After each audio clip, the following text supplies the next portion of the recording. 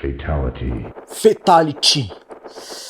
Bon, ben, obligé de jouer à Mortal Kombat 2 sur Super Nintendo, qui est même une des versions la plus fidèle à la version arcade. D'ailleurs, Mortal Kombat 2, c'est mon Mortal Kombat préféré sur Super Nintendo, car oui, c'est la version la plus fidèle de la version arcade, y compris bien sûr avec la version de Sega 32X. Et j'ai été obligé de jouer avec mon personnage préféré, Sub-Zero face à Reptile. Et en plus de cela, big dédicace à Mounir Ben de m'avoir fait découvrir Mortal Kombat 2 quand j'étais petit. Tu te souviens quand tu me l'avais prêté sur Super Nintendo?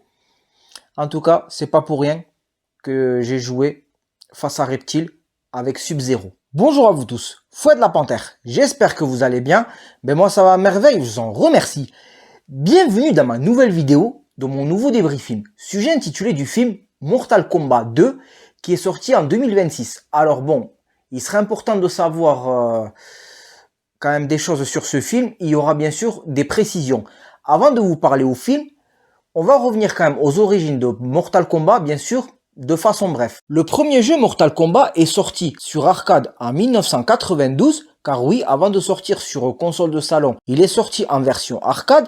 Il est sorti exactement en septembre 1992. Ensuite, un peu plus d'un an après, est sorti sur les consoles de salon, comme par exemple le premier Mortal Kombat sur Super Nintendo, qui était sorti en octobre 93, et y compris aussi la version Sega Mega Drive qui était sortie en octobre 1993. D'ailleurs, bien sûr, la version Super Nintendo de Mortal Kombat 1 est réputée d'avoir été trop censurée, car par exemple dans la version arcade, quand vous faites des fatalities, il y a bien sûr le sang, c'est un peu trash, tandis que ce n'est pas le cas sur Super Nintendo, mais ça a été le cas sur la version Sega Mega Drive.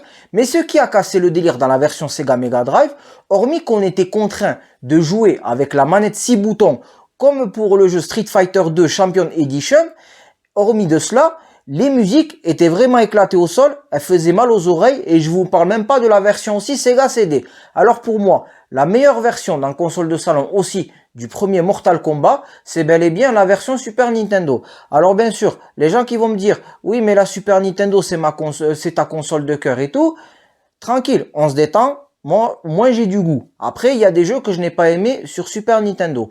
Bref, après sinon ensuite, ça s'est enchaîné avec Mortal Kombat 2, Mortal Kombat 3, Mortal Kombat Ultimate, car oui, Ultimate Mortal Kombat 3 est une mise à jour de Mortal Kombat 3. On peut dire que c'était les DLC avant l'heure. Il y a eu aussi la deuxième mise à jour Mortal Kombat Trilogy, et franchement ça a été un des meilleurs Mortal Kombat, faut dire ce qui est, dans la version dans les consoles qui était sortie sur PlayStation et sur Nintendo 64 et Sega Saturn. Aussi il y a eu Mortal Kombat 4, il y a eu aussi sa version améliorée Mortal Kombat Gold qui a été une exclusivité sur Sega Dreamcast. Après ensuite il y a eu Mortal Kombat Deadly Alliance sur GameCube, PlayStation 2, Xbox, Mortal Kombat Mystification, Mortal Kombat Unchained aussi qui était, il me semble, une version GameCube ou vice versa. Ça je sais plus, c'était Mystification Unchained en version GameCube. Et il y a eu aussi Mortal Kombat Armageddon. Bon bien sûr, je vais un peu m'arrêter là sur concernant les origines sur les jeux vidéo de Mortal Kombat, parce que sinon j'en aurais pas fini. Alors bien sûr, dans ce jeu là, quand on termine notre adversaire, ce n'est pas comme dans Street Fighter ou comme dans King of Fighters. C'est la même chose que par exemple dans Samurai Spirits ou Samurai Shodown, ou aussi dans Killer Instinct, car Killer Instinct a été aussi un concurrent de Mortal Kombat. On ne met pas fin à l'adversaire uniquement par KO, on le fait par soit une fatality ou une brutality avec les autres Mortal Kombat qui ont succédé ensuite. En gros, ça veut dire on peut achever son adversaire, et c'est quand même trash dans beaucoup de versions. Alors fermons la parenthèse sur les jeux vidéo. Après, promis, à l'avenir, je ferai des vidéos rétrospectives spécialement sur les jeux Mortal Kombat, quand bien sûr j'en aurai l'inspiration. Alors bien sûr, en ce qui concerne pour les adaptations de Mortal Kombat, ce n'est pas la première fois qu'on adapte Mortal Kombat. Il y a eu des adaptations en live action, tout comme aussi des adaptations en série animée et en film animé. Oui, vous l'avez bien entendu. Alors bien sûr, il y a eu les deux premiers Mortal Kombat qui étaient sortis dans les années 90 et qui est réalisé par le réalisateur Paul W.S. Anderson, qui est pour moi le réalisateur maudit, parce que oui, il a foiré la franchise Mortal Kombat, il a foiré la franchise Resident Evil, il a foiré aussi la franchise Monster Hunter et Alien vs Predator. Donc, il a foiré 4 jeux vidéo en tant que réalisateur. Et c'est pour ça que moi, je le surnomme le réalisateur maudit. Et aussi, il y a eu l'adaptation animée des années 90. C'est une adaptation américaine. Ça se regarde, mais bon, sans plus. Après, ne vous attendez pas à des choses comme dans les jeux vidéo, que ce soit au niveau scénario, au niveau des scènes de combat. C'est plus un dessin animé pour enfants. Ensuite, après, il y a eu l'adaptation animée Mortal Kombat Revenge Scorpion, qui est bien sûr une adaptation animée. C'était bien parti au début et franchement, elle est nulle. On en fera peut-être une vidéo à l'avenir là-dessus. Ensuite, il y a eu la web-série Mortal Kombat Legacy, qui est une web-série qui a été faite par des fans et qui ont réuni de vrais acteurs. Alors bien sûr, pour le film Mortal Kombat 2, c'est la suite du premier Mortal Kombat qui est sorti en 2021, qui n'a pas pu sortir dans les salles de cinéma parce qu'il y a eu la crise sanitaire. Oui, parce qu'en 2021, les cinémas étaient fermés. Alors certes que je vous avais pas fait une vidéo sur le premier Mortal Kombat de 2021. Alors moi, si je dois vous dire une chose sur ce film, il se regarde. Bien sûr, le plus important, c'est de vous parler de Mortal Kombat 2 qui est sorti en 2026. Il devait sortir en octobre 2025, mais il a été repoussé. Car on ne sait pas si c'est à cause des reshoots ou ils n'étaient pas prêts, tout ça et tout. Alors ils l'ont sorti en mai 2026. Alors au niveau du réalisateur, ce n'est autre que le réalisateur Simon McQuaid, qui est un réalisateur australien qui est pas connu, mais qui a seulement réalisé le premier Mortal Kombat et celui-là en tant que long métrage. Oui, le premier et le second, mais après, dans son ancienne expérience, il est réalisé pour avoir uniquement réalisé des courts-métrages. Bon après, ce n'est pas le premier ou ce n'est pas le dernier d'un réalisateur qui est connu uniquement pour avoir réalisé des courts-métrages et de passer à des longs-métrages. Ensuite, au niveau du casting, alors bien sûr, je vais être bref là-dessus. Nous avons bien sûr Hiroyuki Sanada. Hiroyuki Sanada jouant dans le rôle de Enzo Asashi, plus connu sous le nom du personnage Scorpion, qui est le Spectre Ninja, le ninja jaune et qui est le rival de Sub-Zero. Et bien sûr aussi, il est connu pour avoir joué dans le dernier Samouraï, aussi bien sûr dans Wolverine, le combat de l'immortel, et aussi il est connu pour avoir joué dans la série des années 70, qui était une série de jeunesse, Sankukai. Et ensuite, comme deuxième acteur, nous avons aussi l'acteur Karl Urban. Karl Urban qui est connu pour avoir joué déjà dans Le Seigneur des Anneaux. Je l'ai connu d'ailleurs dans Le Seigneur des Anneaux. Il est connu pour avoir joué aussi dans les Chroniques de Riddick. Il est aussi connu pour avoir joué dans Dredd, qui est la seconde adaptation du Juge Dredd. Car oui, l'adaptation de Judge Dredd avec Sylvester Stallone n'a rien à voir avec le film Dredd qui était sorti en 2012, dont Karl Urban joue dans le rôle du juge Dredd, et qui est bien sûr le film fidèle aux comics, car celle de Sylvester Stallone est une adaptation libre. Et Karl Urban aussi, il est connu pour jouer dans la récente série The Boys, et qui n'est autre que le personnage Butcher. Alors bien sûr, Karl Urban, il joue dans le rôle du personnage Johnny Cage, qui est bien sûr un personnage qui a été inspiré de Frank Dux. Et comme je vous ai dit dans la vidéo rétrospective de Bloodsport, Johnny Cage a été créé car il a été inspiré du personnage Frank Dux, du personnage Bloodsport interprété par Jean-Claude Van Damme. Alors bien sûr, Johnny Cage avait apparu aussi en live action dans le premier et dans le deuxième film des adaptations des années 90, le premier Mortal Kombat et le second qui se nomme Mortal Kombat Destruction Finale, mais bien sûr avec deux acteurs différents. Et dans Mortal Kombat 2, Johnny Cage fait sa première apparition, car il n'était pas présent dans le Mortal Kombat sorti en 2021. Et c'est quand même ça qui m'a quand même marqué dans le premier film. Après sinon, le fait que c'est la suite du premier Mortal Kombat, car le premier Mortal Kombat ça se passe dans le Royaume Terre, pour protéger le Royaume Terre, et tandis que dans le second Mortal Kombat, ça se passe dans l'outre-monde.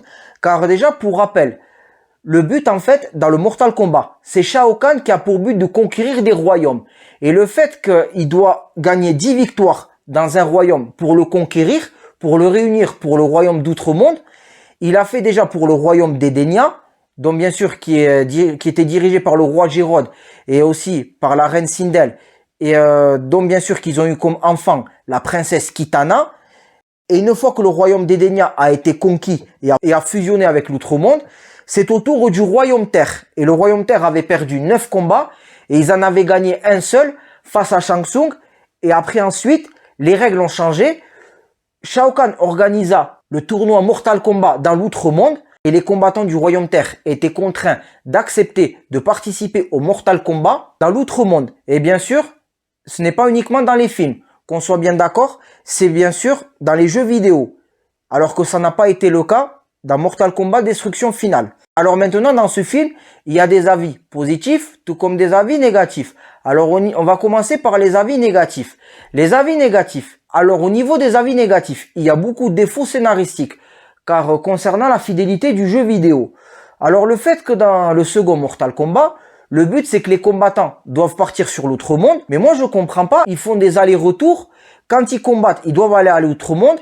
Et bien sûr, quand ils sont qualifiés ou quand ils sont éliminés, s'ils se font pas achever par leur adversaire, ils retournent au royaume Terre. Et ça, c'est quand même une chose qui m'a intrigué. Alors bien sûr, le fait que je vais vous dire concernant les avis négatifs, il y aura du spoil. Alors si vous voulez pas être spoilé, je vous conseille de quitter la vidéo et bien sûr, vous la reprendrez quand vous aurez vu le film. Alors au niveau des avis négatifs, déjà, il y a des défauts scénaristiques concernant sur la fidélité du jeu vidéo.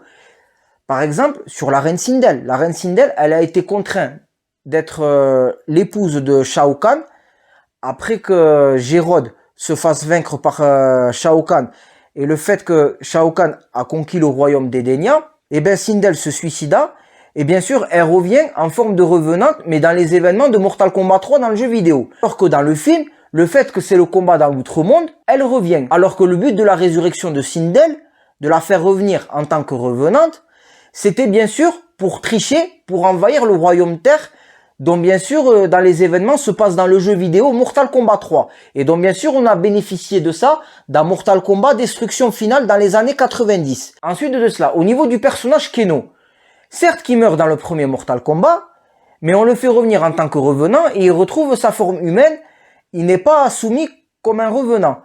Et ensuite de cela, le fait qu'il a un œil crevé, comme vous avez pu voir à la fin de Mortal Kombat, et bien le fait qu'il est bon, car oui, le sorcier Quan Chi apparaît dans le second Mortal Kombat, il lui donne un simple œil. Et bien sûr, il a les pouvoirs du laser. Et ça, c'est vraiment du n'importe quoi. C'est vraiment un manque de respect envers le personnage Keno. Car le personnage Keno, il a une partie en métal sur lui. Son visage, il est couvert de métal. Comme ça a été le cas dans le premier Mortal Kombat, aussi dans la web-série Mortal Kombat Legacy, il le montre dans un plan de réalisation, mais tandis que là, ça n'a pas été le cas. Ensuite de cela, pour l'empereur Shao Kahn, il intervient face au combattant Cole Young, qui est un personnage inexistant dans le jeu vidéo, mais qui est un personnage original dans le premier Mortal Kombat, alors que le but de Shao Kahn, dans les jeux vidéo, on l'affronte en dernier. Mais là, il participe au Mortal Kombat dans les premiers tours. Après, bien sûr, c'était pour tester ses pouvoirs et tout. Ça, après, ça peut se comprendre, mais ça m'a quand même fait tout drôle. Ensuite, à la fin, quand Shao Kahn combat, il y a une chose que je ne comprends pas. Liu Kang combat face à Shao Kahn. Et après, ensuite, quand Shao Kahn élimine Liu Kang, le rat infirme, on ne sait pas si Liu Kang il meurt ou il ne meurt pas. Il disparaît déjà sous sa forme d'esprit du dragon. Il dit, ah, mais Raiden m'a fait comprendre que ce n'est pas moi l'élu. Alors que pourtant, dans les jeux vidéo, oui, c'est Liu Kang le personnage le plus populaire et le héros, le champion dans Mortal Kombat. Bien, en plus, c'est Liu Kang qui a vaincu Shang Tsung dans le tout premier Mortal Kombat, et y compris dans les adaptations des années 90. Et là, pourquoi ça n'a pas été le cas? Ensuite, à la fin, Shao Kahn se fait vaincre par Kitana. Alors que pourtant, je sais pas pourquoi c'est Kitana qui vainc Shao Kahn. Alors le but qu'il y ait un champion, parce que d'abord Kitana, elle combat pour l'Outre-Monde, en faveur de l'Outre-Monde, parce qu'elle est la fille adoptive de Shao Kahn. Mais par contre, ensuite, dans ce film-là, elle est seulement une infiltrée. Elle est seulement une infiltrée en faveur de Raiden. Alors que dans les jeux vidéo, dans Mortal Kombat 2, et y compris dans le reboot de Mortal Kombat 9, sorti en 2011, Kitana, elle combat pour l'Outre-Monde, que ce soit dans le Royaume Terre et dans le Royaume de l'Outre-Monde, jusqu'à qu'elle découvre la vérité via Raiden.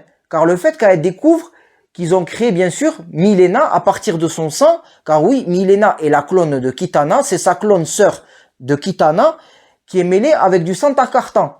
Takartan, bien sûr, la race du Takartan Baraka. Et c'est pareil, en ce qui concerne pour Baraka.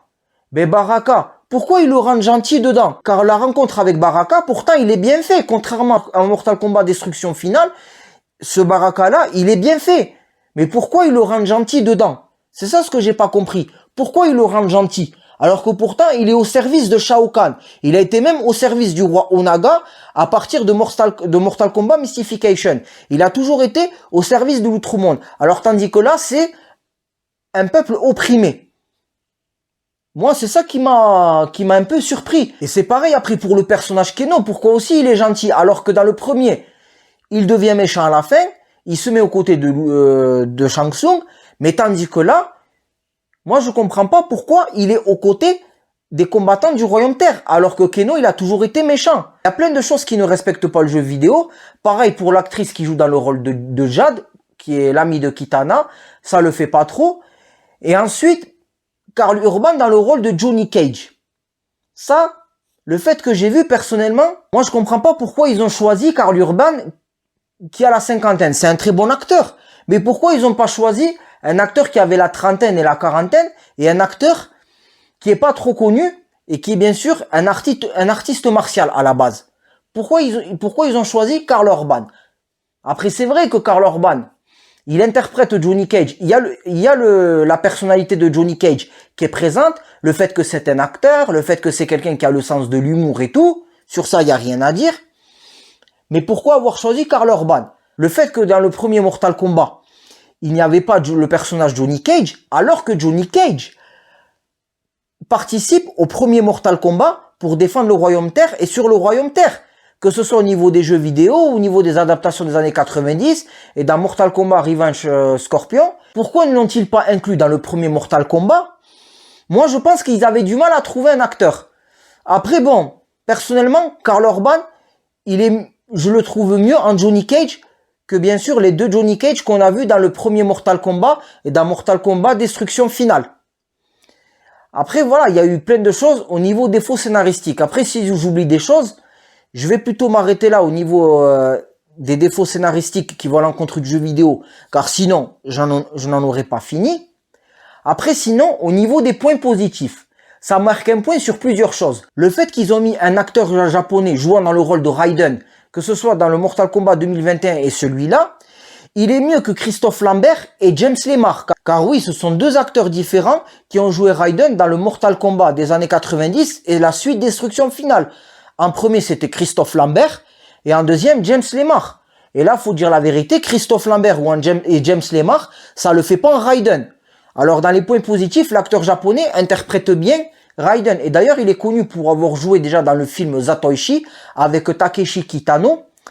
Et après, ensuite, ça respecte beaucoup l'histoire de Kitana. Et bien sûr, l'histoire de la conquête d'Edenia par Shao Kahn. Et c'est pareil, Shao Kahn est très bien respecté dans ce Mortal Kombat, contrairement au Mortal Kombat Destruction Finale.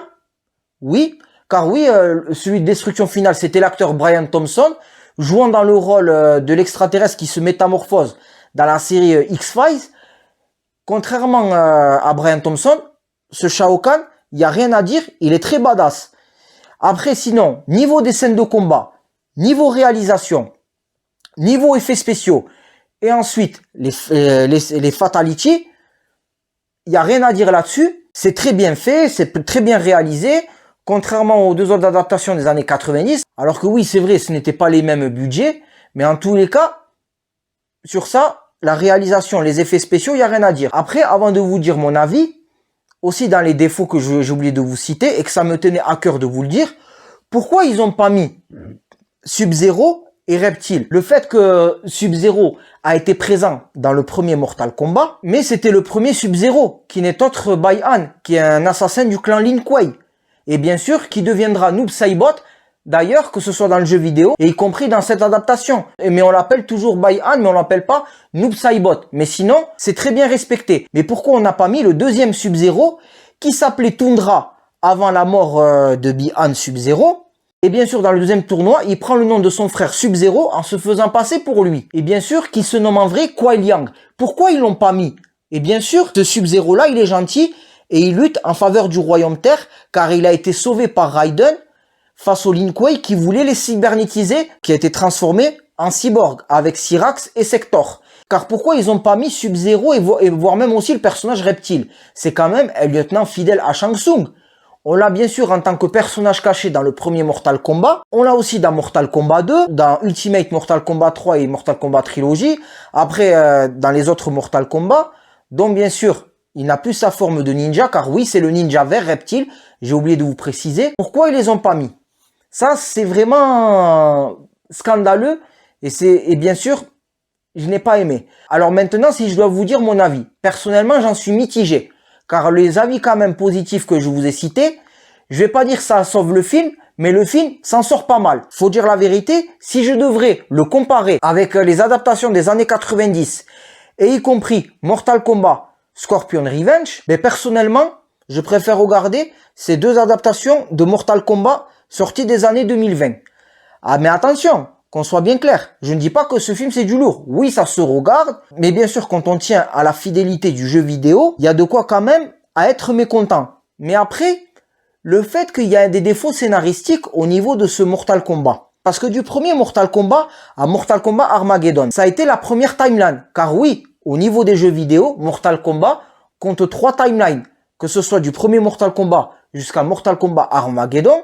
Ensuite, Mortal Kombat 9, qui était sorti en 2011, qui est une sorte de reboot. Car oui, c'est le Raiden du Mortal Kombat d'Armageddon qui s'envoie un message à son Raiden du passé pour changer les cours des événements et ça crée une nouvelle timeline. Et bien sûr, dans la deuxième timeline, nous avons Mortal Kombat X et Mortal Kombat 11. Et d'ailleurs, j'ai les éditions complètes. Et ensuite après, Mortal Kombat 1 qui vient de sortir. Et c'est totalement dommage qu'il n'y a toujours pas une Definitive Edition. Car faut dire la vérité, au niveau des DLC, il y a un chapitre en plus, tout comme dans Mortal Kombat 11, et aussi, il y a des personnages en plus. Et là, le fait que, comme je citais, le fait qu'il y a 3 timelines, mais qui nous dit que dans le cinéma, que ce soit Ed Boon et la Warner, qui nous dit qu'il n'y a pas une nouvelle timeline Mortal Kombat qui vient de se créer? Parce que comme à chaque fois j'en parle à mon ami Mathieu, ça nous joue toujours une carte, soit des timelines différentes, ou soit carrément la carte du multivers. Car bon, je n'ai pas encore fait Mortal Kombat 1 le jeu, car moi j'attends la Definitive Edition, et j'espère qu'elle va sortir en physique. Qui nous dit au niveau du scénario, il y a des choses qui vont à l'encontre du jeu vidéo, qui nous dit que il ne joue pas une carte du timeline. Après, quelque part, je vais pas dire que c'est une excuse, parce que quand on adapte, on va dire un film Zelda en live action, eh ben, il peut y avoir un scénario original dans l'adaptation en live action, car au niveau des jeux Zelda, ce sont des timelines différentes. Eh ben, ça peut être le cas au niveau de Mortal Kombat. Et d'ailleurs, Mortal Kombat, c'est officiel, il y aura un 3e film. Personnellement, je vais pas dire que je suis hype, mais j'irai aller quand même le voir. Parce que je vous le dis, le premier et le second Mortal Kombat, je vais pas dire que je valide, j'en suis mitigé, mais ça se regarde contrairement aux adaptations des années 90. C'était Fouad la Panthère. Si tu es un fan de la saga Mortal Kombat au niveau des jeux vidéo, et tu as vu le film Mortal Kombat 2 et tu valides mon débriefing, like un petit pouce bleu, partage cette vidéo et abonne-toi à ma chaîne. Flawless victory. Salut!